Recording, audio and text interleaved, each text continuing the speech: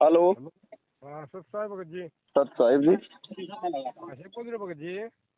हाँ जी, कहाँ से बोल रहे हो आप? जयपुर से पवन दास। कौन भगत जी? सत साहब भगत जी। सत साहिब जी सब। निरंजन दास बोल रहा जी, हरियाणा से। बोलिए भगत जी। भगत जी ये आपका वीडियो देख क्या है, 2-3 बार ये लगता देख रहा हूँ। जी इसमें आपकी बात सच्चाई है, ये मैनेजमेंट वाले को उसके वीडियो मत देखो। हाँ, हम तो भगत जी चक्कर में पड़ गए। देखो भगत जी, अगर इन लोगों को अगर कोई डर नहीं है तो मेरी वीडियो देखने से क्यों मना कर रहे हैं? वही तो बात समझ में नहीं आ रही भगत जी। हाँ वही मना इसलिए करते हैं ना, क्योंकि संगत को सच्चाई का पता चल जाएगा कि बरवाला कांड क्या है, गुरुजी का परिवार क्या है, गुरुजी जेल में क्यों हैं, संगत को ये गुरुजी के नाम पे लूटा जा रहा है। जब सारी चीजों का संगत को पता चल जाएगा वीडियो देख के, तो इनका साथ कौन देगा, इनको पैसे कौन देगा? तो फिर बताओ, इनका तो धंधा बंद हो जाएगा।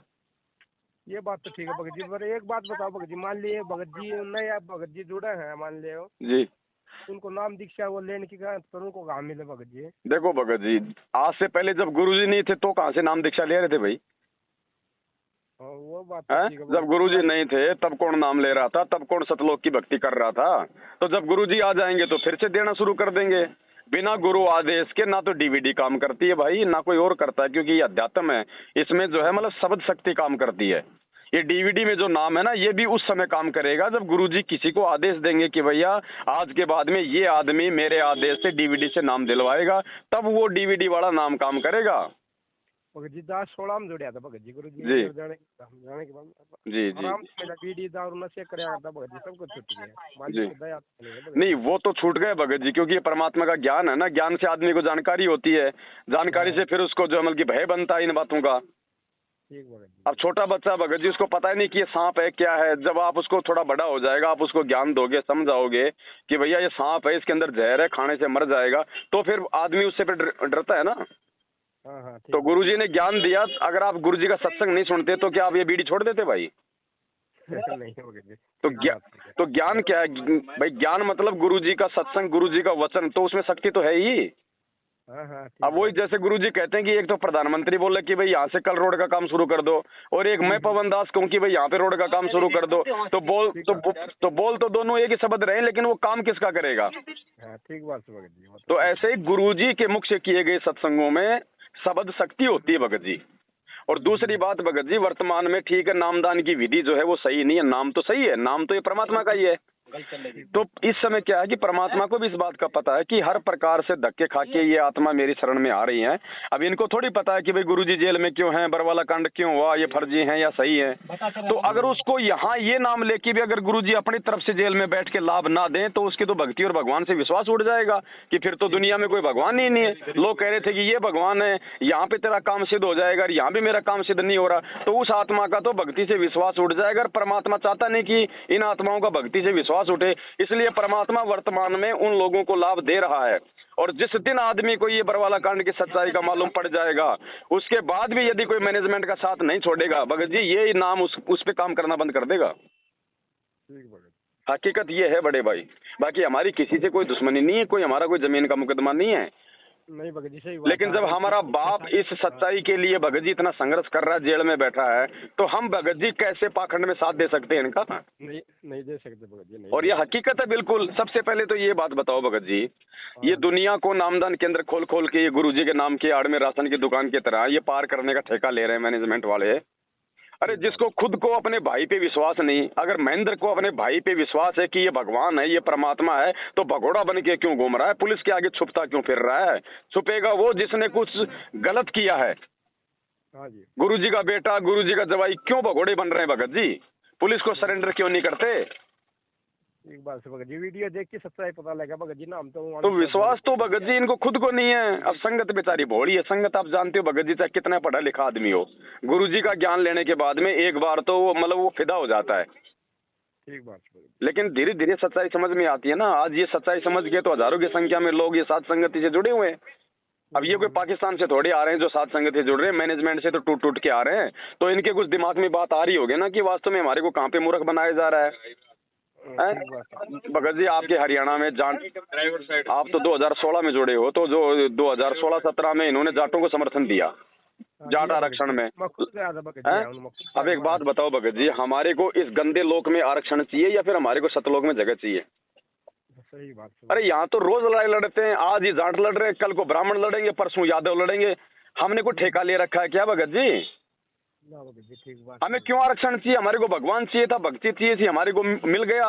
ये परमात्मा तो कहते हैं कि बेटा मैं तो तेरा सब कुछ मतलब छुड़वा के तेरे को सतलोक ले जाऊंगा, और तुम नालायक को भगत होने के बाद में 5% आरक्षण के लिए तुम सरकार से जो है वो लड़ाई कर रहे हो। ठीक बात हैं? और फिर ये वोट ये कि भगत जी ये तो मतलब, अब एक बात है भगत जी, अगर ये परमात्मा भी अगर बीजेपी अगर ये कांग्रेस को अगर वोट डलवाएगा तो फिर राम रही मेरे संत रामपाल जी में फिर क्या अंतर रह गया? कोई अंतर नहीं भगत जी, ठीक बात है गुरु जी। तो ये सारा का सारा जो राजनीतिकरण है ये इन काल प्रेरित लोगों ने, क्योंकि भगत जी आपके हरियाणा में तो कहावत है, घर का जोगी जोगना बाहर का जोगी सिद्ध। इन्होंने तो गुरु जी को खाली अपना वो मान रखा है कि मतलब वो बैंक मान रखा कि भाई गुरु जी है तो संगत है तो भाई मतलब कि दान धर्म है, बस इससे ज्यादा इन्होंने गुरु जी को कुछ नहीं मान रखा। और उसी के चलते इन्होंने अपना ये बबंडर सेट कर रखा है। अब जगह जगह इन्होंने भगत जी पत्थरों में जो है वो करोड़ों रुपया संगत का बर्बाद कर रहे हैं, जगह जगह अपने आश्रम खोल रहे हैं। अब इन्होंने अपना बंटवारा कर लिया, कुरुक्षेत्र में तो वो पुरुषोत्तम से लेगा भाई, रोहतक में ये अमन लेगा भाई, बाकी ये गुरु जी की बेटी है, राजस्थान में वो बन गया, मध्य प्रदेश में जो है वो दूसरा बन गया और ठेकेदार। इनको विश्वास नहीं है कि गुरुजी जेल से बाहर आएंगे, क्योंकि गुरुजी पे डबल उम्र कैद की सजा है। और विश्वास उस काल प्रेरित आदमी को नहीं हो सकता जो व्यक्ति अपने गुरुजी को मानुष मानता है। तो इन्होंने सोच लिया कि भैया गुरुजी तो बाहर आने नहीं, और संगत है मूर्ख, ऐसे गुरुजी के नाम पे ये पाठ वगैरह रखते रहो, और 100 में से 5 तो मुर्गे अपने फंसेंगे, अपना तो धंधा सेट है। ठीक बात। इनको विश्वास नहीं है भगत जी। अब एक बात बताओ भगत जी, आप एक देखो गुरुजी भगत जी क्यों नहीं आ रहे? गुरुजी सिर्फ संगत की मूर्खता के कारण नहीं आ रहे। आज वो कौन सा काम है जो मैनेजमेंट ने शुरू नहीं कर रखा जो गुरुजी करते थे? अब जब मैनेजमेंट ने सारे काम सेट कर रखे हैं, सारे काम हो रहे हैं, तो गुरुजी की आवश्यकता है किसको आज? ठीक बात है भाई गुरुजी क्यों आवे? गुरुजी की तो किसी को जरूरत ही नहीं है, ना ज्योति के लिए, ना पाठ के लिए, ना आशीर्वाद के लिए, ना सत्संग के लिए, ना दान के लिए, है ना कोई आदेशों के लिए, कोई आवश्यकता ही नहीं है। नहीं भगत जी, बिल्कुल सारा काम ये कर रहे, खुद ही सा काम। तो भगत जी हम सत्सेवक है, हम इनका कोई साथ नहीं देते, कोई संपर्क नहीं करते, ना इनके फर्जी नामदान केंद्रों पे जाते, क्योंकि जब हमारा भगवान धरती पे प्रकट है और ये बात बताओ, ये नामदान केंद्र खोलने का मतलब क्या आपको पता है? ये काल की बहुत बड़ी एक साजिश है भगत जी। अगर नामदान केंद्र नहीं होंगे, अगर शुद्धिकरण की व्यवस्था नहीं होगी, तो आदमी भगत जी मर्यादा तोड़ने से 100 बार मतलब सोचेगा पहले कि फिर मैं मेरा नाम कहाँ शुद्ध कराऊंगा। अब इन्होंने तो क्या कर दिया, अब आप देख रहे हो भगत जी, आदमी को कोई भय रहा ही नहीं, बात बात पे अपनी मर्यादा तोड़ दो कि ठीक है यार वो शुद्ध करा लेंगे, अरे मेरा रिश्तेदार के पास ही तो है नामदान के अंदर, क्या फर्क पड़ता है? ऐसे नाम शुद्ध नहीं होते भगत जी। या तो रो रो के भगवान से हृदय से माफी मांगो, आंखों से आंसू गिरेंगे उस गलती के लिए, तब भगवान माफ करता है। और जब ऐसी स्थिति हो जाएगी ना कोई गलती होने पे, तो फिर नामदान पे जाने की जरूरत नहीं है, वो आत्मा का साथी है, उसी समय फिर वो माफ कर देता है। ठीक है भगत जी, कोई साथ संगत हो किधर मान लो किसी नंबर हो अपना नजदीक कोई? भगत जी देखो हरियाणा में बहुत है, ठीक है, अभी बेचारे थोड़े से मतलब खुल के नहीं आ पा रहे हैं, बाकी सच्चाई सबको नीचे नीचे समझ में आ गई है। धीरे धीरे जैसे लोगों ने इनको पैसों से साथ देना छोड़ दिया ना, और वैसे धीरे धीरे इनका मतलब शारीरिक रूप से भी लोग साथ छोड़ देंगे। क्योंकि देखो भगत जी, आप थोड़े समय के लिए गुरु जी के आड़ में किसी को मूर्ख बना सकते हो, बाकी भगवान ने ज्ञान तो सबको दे रखा, आज नहीं तो कल ज्ञान तो ऊपर आएगा। ठीक बात होगा बिल्कुल। और इनके साथ रह के भी लोगों को कोई लाभ नहीं, कोई फायदा नहीं। वो लाभ और फायदा वो जब तक था जब तक आपको सच्चाई का पता नहीं था, और आपके कुछ पिछले मतलब मजबूत जो है वो संस्कार थे। अब इन्होंने सबकी तो मर्यादा तोड़वा रखी है, राजनीतियां कर करके। ये दान धर्म का पैसा जाटों को दे के, कुपात्रों को दे के, आनंदपाल जैसे गैंगस्टरों की सीबीआई जांच का समर्थन करके बताओ हम भगत है। अरे हम हैं भगत साधु।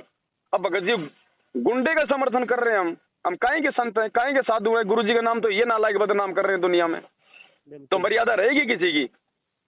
गुरु जी ने क्या कहा कि बच्चा ना गलत काम करना, ना गलत काम में को सहयोग करना। अब गुंडों की सीबीआई जांच का तुम समर्थन करोगे तो क्या तुम उसका सहयोग नहीं कर रहे?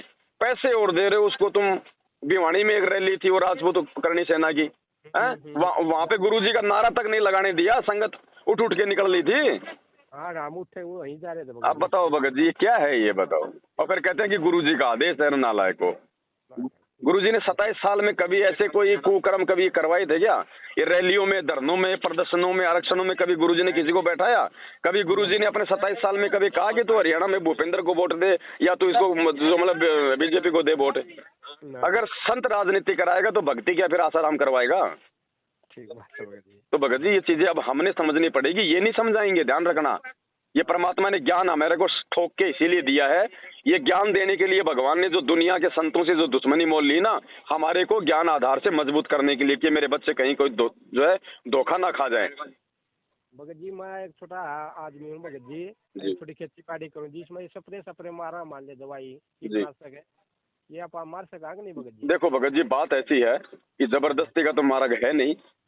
बाकी जिस दिन आपकी आत्मा को ये लगे कि भाई अब मैं अपने पेट के लिए जानबूझ के जीवों की हत्या नहीं कर सकता, उस दिन आप छोड़ देना भगत जी। मालिक फिर वो फसल, वो बचाव आपका वैसे ही कर देगा भगत जी।